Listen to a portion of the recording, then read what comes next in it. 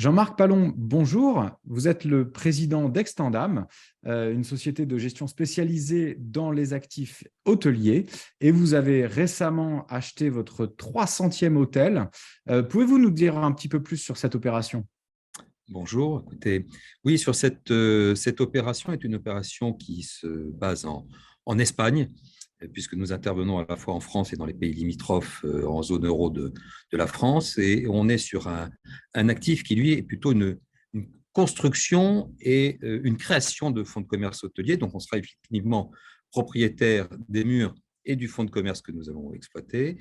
Et il s'agira à terme d'un futur hôtel Ibis de 260 chambres, avec un rooftop d'un peu moins de 9000 mètres carrés, et un emplacement qui est assez stratégique à tout point de vue, puisqu'on est dans un quartier périphérique de Madrid extrêmement dynamique, tant d'un point de vue résidentiel que tertiaire, qui en plus va bientôt abriter le futur palais de justice. Il y a un programme de construction de bureaux qui est extrêmement important, et on est vraiment assez près, on va dire, du centre-ville, à l'hyper proximité de l'aéroport. Donc, un emplacement qui est extrêmement intéressant à tout point de vue pour nous, investisseurs, et on est très heureux, évidemment, que ce soit le troisième actif, 300e actif du portefeuille.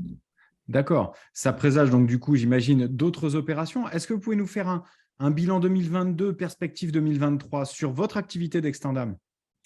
Vous le savez, nous, on est vraiment un pure player de l'investissement hôtelier, donc on a nécessairement un rythme d'investissement qui est très soutenu. La matière que l'on a bien travaillée, c'est murs et fonds de commerce. Donc, très exactement, on a acquis pas moins de 32 hôtels en 2022. On en a cédé 18, donc un niveau d'activité qui est assez important, mais qui est assez comparable à ce qu'on avait pu constater en 2021 ou en 2020.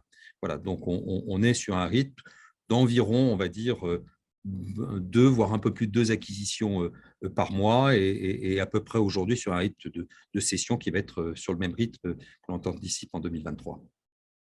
D'accord, donc un rythme de croisière pour 2023, ce qui donne quand même une bonne idée, en tout cas, de la santé de ce marché.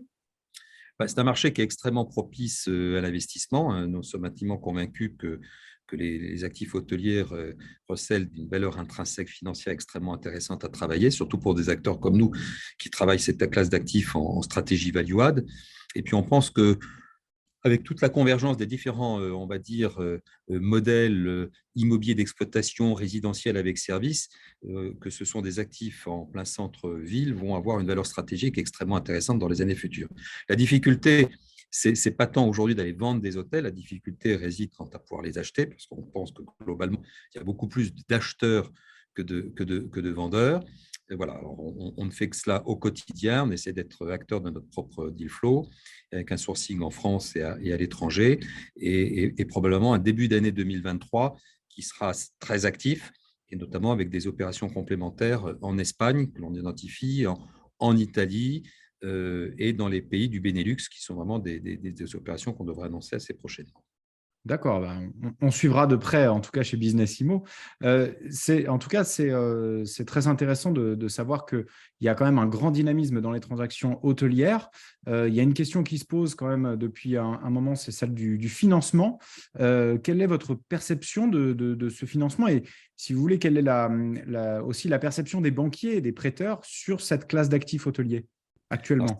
oui, alors, ce qui est assez surprenant, c'est dans un sens, on constate un très grand appétit des différents banquiers pour la classe d'actifs, ce qui n'était pas forcément le cas. Beaucoup avaient fermé ou avaient ralenti le pas très clairement durant la période de la Covid. Et un certain nombre d'établissements, je ne citerai pas leurs noms, qui ont été extrêmement prudents, voire absents pendant un très grand nombre de temps, reviennent extrêmement fortement aujourd'hui. Donc ça, c'est un indicateur très positif en général pour la classe d'actifs.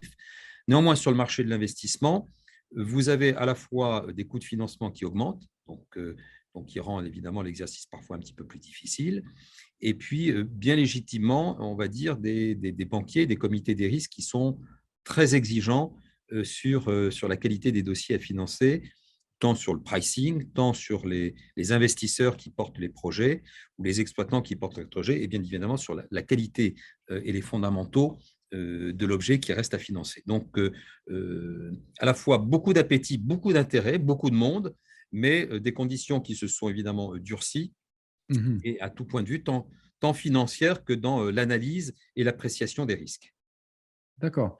Mais finalement, par rapport aux autres classes d'actifs, pas vraiment de grandes différences ou est-ce que vous sentez peut-être un peu plus de compétition de la part d'autres investisseurs qui n'étaient pas forcément sur ces classes d'actifs?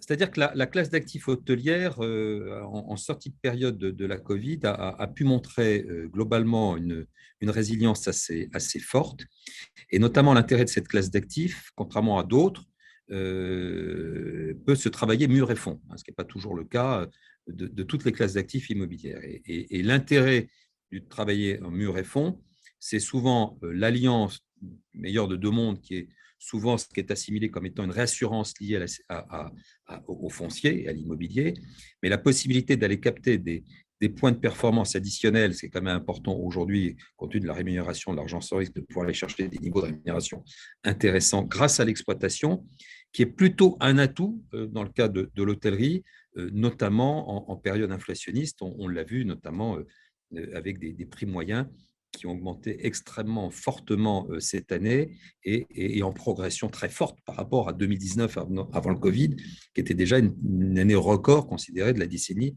en matière de revenus hôteliers. Voilà, donc il y a beaucoup d'alignements de planètes aujourd'hui qui montrent que dans le cadre d'une diversification d'allocations, hein, je ne dis pas pour autant, même si ça me coûte de vous le dire, qu'on ne peut pas faire que de l'hôtellerie, on se rend compte qu'il y a beaucoup d'investisseurs qui sont intéressés aujourd'hui par des classes d'actifs immobilières diversifiantes par rapport à celles qui sont déjà très représentées dans leur portefeuille, comme le bureau, le commerce, le résidentiel, qui Les étaient classiques. classiques, ont toujours été extrêmement travaillés. Des classes d'actifs qui aussi peuvent satisfaire des stratégies pan-européennes et qui, en plus, dans une stratégie mur et fond, ont des impacts très forts en matière d'ESG, puisqu'on peut vraiment travailler un très grand nombre de sujets.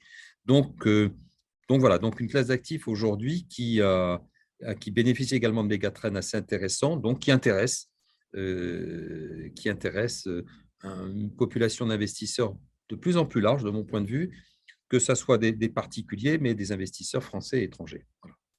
D'accord. Jean-Marc Pallon, merci beaucoup pour votre témoignage et pour votre éclairage sur ce marché Merci de à vous. l'hôtellerie. À très bientôt, j'espère. Merci, au revoir. Au revoir.